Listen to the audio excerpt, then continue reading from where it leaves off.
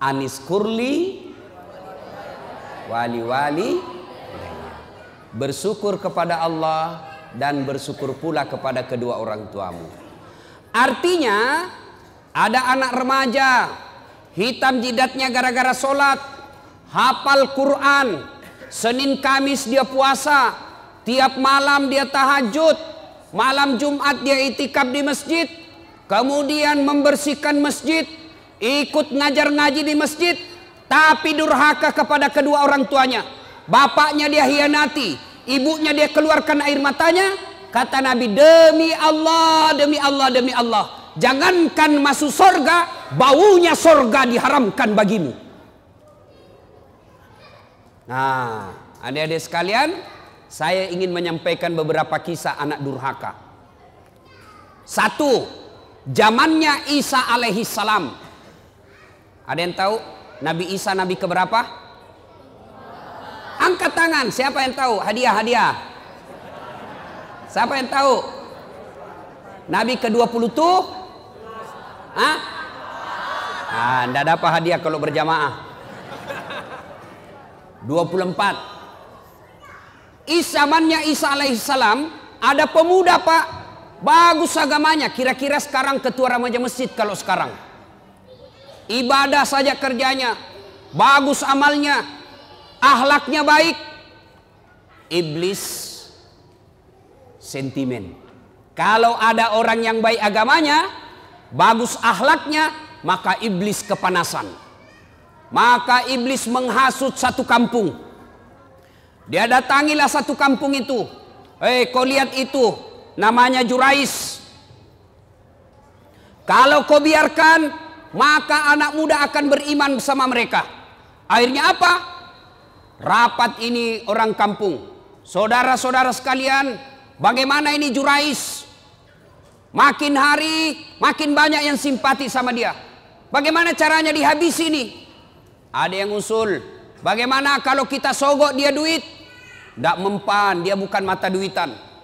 Bagaimana kalau kita sogok dia jabatan? Tidak mempan, dia tidak gila jabatan. Lalu ada yang urus usul, Jurais kan anak muda, jadi gimana? Kirim cewek paling kece, kirim cewek paling seksi, bayar dia, suruh goda Jurais. Akhirnya apa? Jurais, apa dosanya Jurais sehingga dihukum Allah? Suatu ketika lagi sholat sunnah, Allahu Akbar, dipanggil sama ibunya, Jurais, Jurais sini kamu. Bingung Jurais, saya sholat atau jawab panggilannya ibuku? Dipanggil kedua kalinya ibunya, Jurais, sini kamu. Jurais tidak menjawab, bingung, saya lanjutkan atau saya sholat? Akhirnya apa? Dipanggil 3 kalinya, Jurais, sini kamu. Tidak menjawab. Ibunya pun tidak tahu kalau Jurais lagi sholat. Marah ibunya lalu bersumpah. Marah ibunya dan bersumpah, ya Allah, setengah mati aku hamilkan. Ibu-ibu masih ingat waktu hamil? Masih ingat? Bu, halo Bu, masih ingat waktu hamil?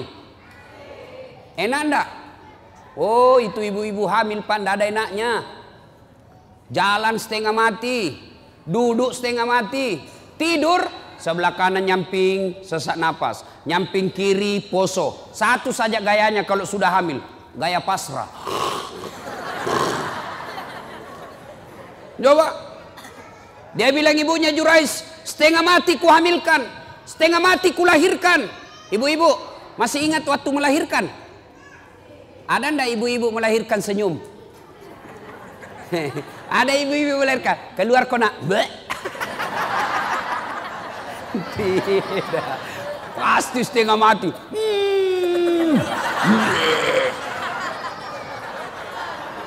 Iya toh. Paling kalau bapak-bapak menderitanya, kapan bapak-bapak menderita? Ngidam. Kalau istrinya ngidam, sampai ada yang tanya sama saya, Ustadz, apa doanya supaya istri berhenti ngidam? Saya bilang, apa ngidamnya istrinya Pak? Dia bilang, nanti dia bisa tidur kalau dia lihat saya duduk di atas lemari. Wah, jadi kalau istrinya mau tidur jam 10, setengah 10 sudah naik suaminya di atas lemari. Saya bilang, berhenti kau nak kasih bodoh-bodoh kau itu.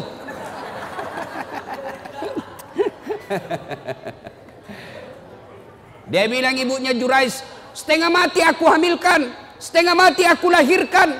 Masa saya panggil dia tidak jawab? Ya Allah. Keluar sumpahnya ibunya Jurais. Jangan mati Jurais sebelum ketemu orang jahat. Ibu-ibu, kalau ibu-ibu bersumpah, arasnya Allah bergetar. Maka ibu kalau marah sama anaknya, jangan sembarang sumpah. Ini ibu-ibu biasa kalau marah sama anaknya kan keluar sumpah-sumpahnya tidak enak. Kurang ngajar, setan. Nah bilang anaknya, bleh.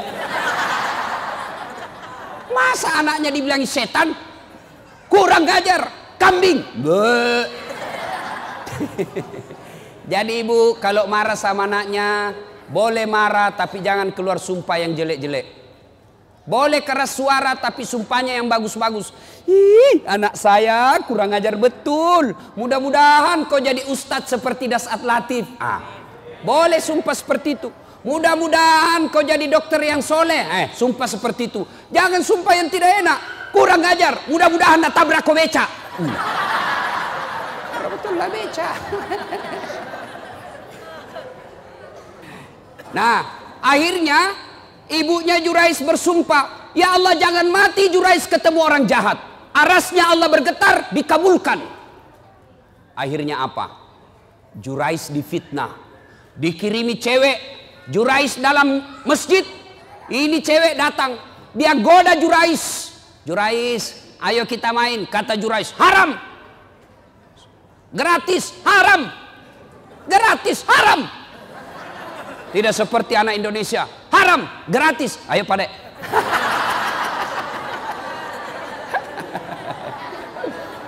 Ini cewek sudah dibayar, mondar-mandir di depannya Jurais. Dia pegang pipinya Jurais, dia pegang dadanya Jurais, dia buka bajunya. Jurais mantap, astagfirullah. Dia tutup matanya, astagfirullah, astagfirullah, astagfirullah. Kalau orang Indonesia, astagfirullah, astagfirullah. Mulutnya istighfar tapi matanya melotot. Astagfirullah, astagfirullah. Akhirnya ini perempuan gagal menggoda Jurais. Semakin dia menarik-narik telanjang, Jurais tunduk, tidak tergoda. Ini perempuan malu, sudah telanjang tidak dilayani, sudah dikasih duit tidak berhasil. Akhirnya apa? Dia pergi berzina dengan pengembala kambing.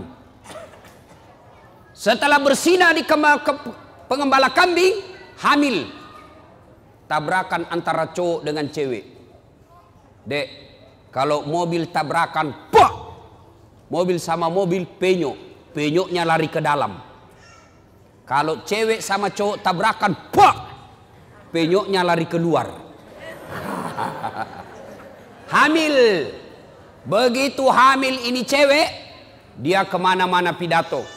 Saudara-saudara sekalian, kenal tak Jurais? Kenal. Itu tuh yang kerjanya soleh, dia bilang dirinya. Yang kerjanya ibadah saja. Pembohong. Nih perut saya hamil gara-gara dia. Difitnah Jurais. Kemana-mana dia pidato. Saya hamil, Jurais yang hamili saya. Akhirnya satu kampung mulai marah. Hah? Jurais ternyata pencitraan. Jurais ternyata pembohong. Pura-pura alim, mau pilpres datang-datang pesantren, sudah dipilih dibohongi kita. Marah. Akhirnya Jurais dilempar sampai kena pipinya, berdarah pipinya, jatuh giginya. Kata Jurais, demi Allah bukan saya. Bohong, dilempar lagi, bukan saya. Demi Allah bukan saya. Akhirnya begini. Kata Jurais begini, bos, biar saya bilang tidak, kau juga tidak percaya. Kau tuduh saya tidak mau terima. Jadi bagaimana? Kita tunggu sampai lahir ini anak, kita tanya siapa bapaknya. Ringkas kisah, lahir anak ini. Begitu lahir, masih merah, masih orok, dipencet pusatnya sama Jurais. Ya fulan, anak, ngomong kau, siapa bapakmu? Demi Allah, siapa bapakmu? Dengan izin Allah ngomong ini bayi. Apa dia bilang? Bapakku bukan Jurais. Bapakku pengembala kambing di tetangga desa. Apa dia bilang Jurais? Ku bilang memang bukan saya. Apa mi? Jatuh mi gigiku ini. Ganti kok. Ini robek-robek. Ganti gigi saya. Akhirnya Jurais bebas dari tuduhan itu. Coba adik-adik sekalian. Jurais, pemuda yang taat beribadah, dihukum oleh Allah gara-gara apa? Ibunya lagi memanggil dan ibunya pun tidak tahu anaknya lagi sholat. Itulah sebabnya ada 11 kewajiban anak kepada orang tua. Satu di antaranya adalah menjawab panggilannya. Ustadz, bagaimana kalau kita lagi sholat Ustadz, dipanggil sama ibu? Maka kalau dia laki-laki, misal baco. Orang Bugis itu kalau anak laki-laki baco. Kalau perempuan ece. Banyak orang Bugis di sini? Banyak. Jago ini orang Bugis Pak. Kemana-mana saya ketemu orang Bugis. Saya ke Pulau Kijang, banyak orang Bugis. Saya ke Guntung, banyak juga orang Bugis. Saya pergi pelosok Kalimantan Timur, ketemu banyak juga orang Bugis. Saya pergi Singapura, ada Bugis Street. Saya pergi Sabah Sarawak, banyak juga orang Bugis. Begitu saya masuk penjara, banyak juga orang Bugis. Penceramah juga malam ini orang Bugis juga. Wah. Ibu bapak saudara-saudara sekalian, Jurais dihukum oleh Allah gara-gara apa? Dipanggil ibunya dia tidak menjawab padahal dia lagi sholat. Nah, bertanyalah orang, Ustadz, kalau lagi sholat dipanggil ibu, bagaimana caranya menjawabnya? Kalau dia laki-laki, Rahman, maka jawabnya Allahu Akbar. Panggil lagi, Rahman, Allahu Akbar. Tapi kasih tahu ibunya dulu. Besok-besok ibu, kalau ibu panggil saya Rahman, saya bilang Allahu Akbar, berarti saya lagi sholat. Karena kalau ibunya tidak tahu masalah agama, Rahman, Allahu Akbar, kurang ajar. Dipanggil dia takbir. Oh Rahman, Allahu Akbar, kurang ajar betul ini anak. Itu tapi Jangko juga pura-pura bos. Dia tidur, Rahman, Allahu Akbar. Padahal dia tidur, wah dongok-dongok.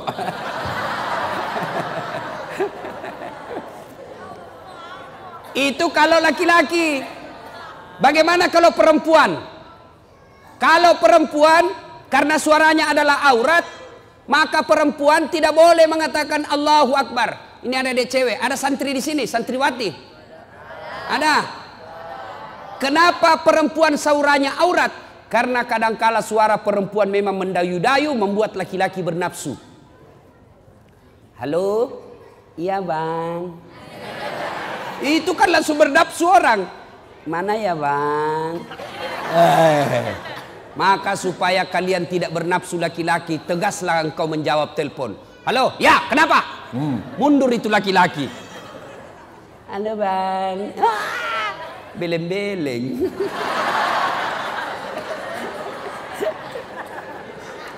Bagaimana kalau perempuan dipanggil ibunya atau bapaknya? Fatimah. Maka jawabannya adalah bertepuk 3 kali. Nah, bertepuknya begini. Fatimah. Tapi kasih tahu dulu ibunya. Bu, besok-besok kalau ibu panggil saya begini, berarti saya lagi sholat. Kalau ibunya tidak tahu, Fatimah. Atau jangan salah tepuknya, dia tepuk. Itu tepuk pramuka itu bos. Nah itu. Nah, kisah kedua anak durhaka. Namanya Alqamah. Alqamah ini bagus sekali agamanya. Di mana Nabi dakwah di belakangnya ada Alqamah. Di mana Nabi berjamaah di belakang ada Alqamah. Tapi anehnya ketika sakaratil maut tidak bisa mengucapkan 2 kalimat syahadat. Sakaratil maut dibimbing oleh Bilal. La ilaha illallah. Alqamah coba bilang la. Tidak ada. Akhirnya Bilal lapor sama Nabi, ya Rasulullah, Alqamah sakaratil maut tidak bisa mengucapkan 2 kalimat syahadat, tolong Anda doakan. Nabi heran, wih, kok bisa? Alqamah kan baik agamanya, dia selalu berjamaah, dia selalu ikut pengajian, bagus bacaan, kok bisa? Didoakan oleh Nabi, tetap tidak bisa. Akhirnya Nabi punya kesimpulan, pasti ada dosanya besar ini anak. Kau cari bapaknya. Bapaknya ternyata sudah meninggal. Cari ibunya, ketemu. Bilal berkata, Bu, mohon maaf, anak ibu si Alqamah sakaratil maut tidak bisa syahadat, mungkin ada dosanya sama ibu. Apa kata ibunya? Dia dapat sudah itu. Kurang ngajar itu anak. Setengah mati aku lahirkan, setengah mati aku hamilkan, setengah mati aku susui, setengah mati aku besarkan. Setelah ada istrinya, lebih sayang istrinya daripada saya. Maksudnya apa ibu? Pernah suatu ketika saya datang ke rumahnya, karena lama saya tidak pernah ketemu, dia lama tidak datang ke rumah saya, aku rindu kepada anakku, maka aku yang datang ke rumahnya. Ketika saya mau datang ke rumahnya, sebelum saya buka pintu pagarnya, belum saya masuk pintu rumahnya, saya dengar dia berkata kepada istrinya, Bu, datang ibu, sembunyi cepat itu kacang. Didengar sama ibunya, nangis ibunya, tidak jadi masuk kembali ke rumah. Disampaikanlah kejadian ini kepada Nabi. Nabi lalu bersabda, waduh, malopo dosa Alqamah. Dek nana salama ya tuan nanai, macilakai. Katanya, besar dosanya ini Alqamah, tidak selamat dia. Panggil ibunya, panggil ibunya. Atau saya yang datang sama dia. Panggil ibunya datang. Nabi bersabda, Bu, lihat anaknya. Dia tidak bisa syahadat. Tidak selamat kalau tidak dimaafkan sama ibu. Dia bilang ibunya, biar saja, dia rasa supaya kurang ngajar itu anak. Kata Nabi, Bu, kalau begitu lebih baik saya bakar api dunia daripada apinya neraka yang bakar. Karena kalau api dunia masih ringan dibanding api neraka. Adik-adik, api itu ada 3-4 tingkatan. Bapak-bapak, ada yang tahu berapa tingkatan api? Berapa dek? 4. Api tingkatan pertama warnanya merah. Itu warnanya perokok. Ada perokok di sini? Ada? Berhentilah merokok, Pak. Bapak kalau merokok itu sama membunuh orang Palestina. Itu biasa orang perokok kan seperti kayak beleng-beleng. Ini aja kerjanya. Itu aja dikerja. Sekali-kali usap. Isap kunyah. Jangan dibuang, bos. Kok kasih rugi kita. Baru-baru meninggal istrinya Indro Warkop DKI apa itu? Yang bukan lucu-lucu itu. Warkop DKI Indro meninggal istrinya. Gara-gara apa? Kena kanker paru. Gara-gara apa? Karena suaminya selalu merokok. Istrinya kena kanker karena selalu mengisap asap rokok. Apa ini merokok ini? Berhenti merokok, Pak. Jangan marah ya. Bapak kalau marah terserah, saya sudah mau pulang besok. Berhentilah merokok. Ini bapak-bapak anaknya dilarang merokok. Awas kalau kau merokok, awas, awas, awas. Saya tempelin kau kalau saya dapat kau merokok. 10 menit dia bilang, Pi kau belikan saya rokok nak. Maksud lo? Ada juga ustadz di sini merokok. Ada ustadz. Kalau ada ustadz merokok, ustadz beleng-beleng. Masa anak santri dilarang merokok baru dia merokok di depan santri? Tidak boleh, Pak. Bapak tahu enggak siapa yang punya pabrik rokok? Pabrik rokok sekarang yang punya, Pak, orang Yahudi yang ada di Indonesia. Berarti Bapak kalau beli rokok sumbang orang Yahudi, tembaki orang Palestina. Berhentilah merokok. Ustadz, saya tidak bisa berhenti, Ustadz. Kenapa? Nggak jalan otakku. Bale-bale. Buktinya Ramadan jalan di otak tak. Berhentilah merokok. Niat berhenti merokok mulai malam ini. Pembeli rokok tabung pergi umroh bersama Ustadz Das'ad. Itu lebih utama. Atau kasih anak kita untuk sekolah pendidikan. Belikan dia buku yang baik daripada rokok dibakar. Ya, tapi dia bilang mahasiswaku, Ustadz rokok tidak merusak. Sembarang kau bilang. Tidak merusak, Ustadz. Sembarang kau bilang. Yang penting rokok tidak ketemu api. Ayalah, kalau rokok tidak ketemu api ya memang tidak merusak. Nah, ibu bapak saudara-saudara sekalian, akhirnya tingkatan pertama warnanya merah, tingkatan kedua dibakar 1000 tahun warnanya biru seperti kompor gas, bakar 1000 tahun warnanya menjadi putih seperti tempat-tempat itu pembukaan timah, pabrik tambang. Nah, itu warnanya putih apinya sehingga tidak kelihatan kalau dia disemprot. Bakar 1000 tahun, nah inilah apinya neraka, warnanya hitam. Kata Nabi, lebih baik saya bakar api dunia daripada apinya neraka. Ibunya katakan silahkan. Nabi perintah kumpulkan kayu, kumpul kayu, nyala besar. Lalu Nabi tanya ibunya, ibu betul tidak memaafkan anaknya? Betul ya Rasul. Kalau begitu angkat. Kata Nabi angkat, lempar masuk ke bara api. Begitu mau dilempar masuk ke api, ibunya berteriak, tahan, tahan. Ya Rasulullah, jangan kau bakar anakku. Memang dia kurang ajar, memang diurhaka. Tapi kedurhakaannya, kurang ajarnya tidak ada artinya ketimbang penderitaan saya menghamilkan dia 9 bulan dalam perut saya. Saya lahirkan hidup dan mati. Demi Allah, saya maafkan anakku ya Rasul. Jangan kau bakar dia. Nabi tanya, betul ibu maafkan anaknya? Betul ya Rasul. Akhirnya Nabi katakan, letakkan dia. Lalu diletakkan dengan bersusah payah. Akhirnya Alqamah mengucapkan, La ilaha illallah Muhammadar Rasulullah. Meninggal. Alqamah hidup pada zaman Nabi, baik agamanya, tapi menghadapi sakaratul maut dengan tersiksa. Gara-gara apa? Durhaka sama ibunya. Nah, adik-adik sekalian, kalau durhaka sama orang tua, biar hafal Quran, tidak ada bu utamanya. Tapi saya yakin-yakinnya, ini adik-adik semua nih yang hadir di sini, saya yakin masuk hafal Quran salah satu tujuannya karena ingin membahagiakan orang tua. Ya kan? Ya adek ya? Adik-adik sekalian, hafal Quran sudah dapat pahala. Diharamkan disentuh api neraka bagi mereka yang hafal Quran. Diharamkan disentuh api neraka. Yang kedua, dengan hafal Quran, maka adik-adik sekalian akan memberikan jubah ke ibunya nanti di akhirat. Ketika Dinda di akhirat kelak karena hafal Quran, maka Allah berikan hadiah kepada Adinda ini, adik-adik ini yang hafal Quran. Ambil orang tuamu masing-masing, kasih jubah kemuliaan karena engkau menghafal Quran. Maka bapak-bapak, ibu-ibu yang ada anaknya hafal Quran, bahagia bapak-bapak. Ada orang bangga kalau anaknya pintar bahasa Inggris. Ustadz, itu tetangga saya hebat Ustadz. Masih kelas 1 SMP sudah hafal, sudah pandai bahasa Inggris. Kelas 3 dia sudah lancar bahasa Inggris. Apa hebatnya? Banyak yang pintar bahasa Inggris pak. Mana buktinya? Bapak jalan ke Inggris. Anak-anak di Inggris bahasa Inggris semua pak. Betul. Betul, saya tidak main-main pak. Itu anak-anak di sana baru belajar bicara sampai pikun bahasa Inggris semua pak. Tidak tahu dia bahasa Bugis.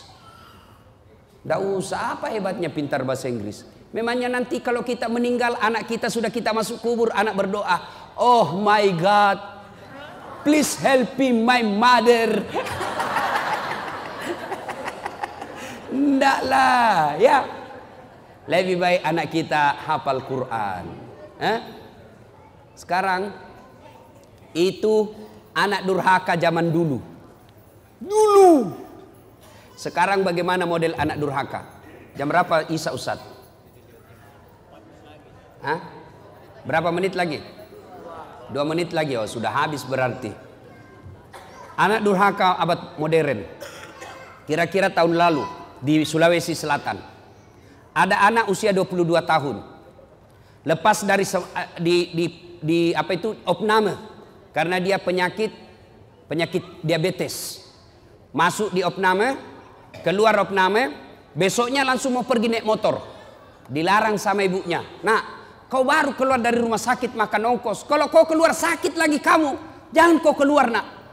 Saya mau keluar, dilarang sama ibunya. Marah ini anak, dia tempeleng ibunya. Ditempeleng ibunya, dilihat sama bapaknya. Kurang ajar ini anak. Mamanya ditempeleng. Datang bapaknya, dia pukul, melawan ini anak. Bapaknya usia 60 tahun, ini anak usia 22 tahun. Duel berkelahi. Jatuh bapaknya pingsan, dia seret masuk ke gudang, dia cungkil dua belah mata bapaknya. Meninggal bapaknya, Pak. Meninggal bapaknya. Tangkap sama polisi. Beberapa hari kemudian meninggal juga ini anak, tidak ada yang mau solati. Sempat ribut di medsos di Sulawesi Selatan. Anak durhaka zaman sekarang. Apalagi anak durhaka. Saya mau pergi ceramah di Sulawesi Selatan, mau pergi taksiah. Tiba-tiba ada ibu-ibu menangis. Ustadz, tolong datang ke rumah saya, Ustadz. Nangis, Ustadz, tolong bantu saya. Kenapa ibu? Tenangkan ibu, tarik nafas. Tenang ibu, meninggal suamiku, Ustadz. Tolong datang ke rumah, saya tidak tahu urus bagaimana cara. Saya bilang, bagaimana? Mana semua anak-anaknya? Anakku sibuk semua, Ustadz. Saya datanglah ke rumah itu. Begitu saya datang di rumahnya, saya bilang, Bu, mana nomor teleponnya anaknya? Saya minta nomor telepon anaknya, lalu saya teleponlah anaknya yang pengusaha di Samarinda. Orang kaya di Kalimantan. Tabe, Daeng, meninggal bapaknya. Apa kata ibunya, bapaknya? Daeng, ada berita duka, meninggal bapaknya di Makassar. Apa kata anaknya? Oh, sudah lama memang sakit itu bapakku, Ustaz. Jadi saya bilang, jadi bagaimana, Daeng?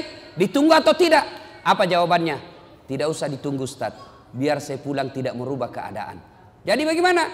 Silakan kirim SMS nomor rekeningnya Pak Ustadz. Biaya pemakaman dan pengurusan jenazah saya transfer, Ustadz saja yang ngurus. Anak durhaka, Pak. Bapak mau punya anak seperti itu? Mau punya anak seperti itu? Tentu tidak mau. Mau punya anak yang soleh dan soleha? Mau punya anak yang soleh dan soleha? Masukkan ke pondok anak kita. Coba kalau anak kita di pondok, Pak. Coba anak kita di pondok, sholat 5 waktunya berjamaah, makannya jelas halal, ucapan-ucapannya jelas tidak pernah bicara kotor, jelas dia tidak akan tersentuh oleh yang bukan muhrimnya, makanannya bagus, meskipun barangkali tempe, meskipun ala kadarnya, tapi halal. Tapi kalau anak kita di luar, mungkin di rumah makanannya ayam, tapi kalau dia keluar rumah, apa yang dimakan? Narkoba, lem pox, lem Korea. Ibu bapak saudara-saudara sekalian, banyak hal yang ingin kita sampaikan, tapi waktu Isya yang telah sampai. Insyaallah lain waktu dan kesempatan kita lanjutkan.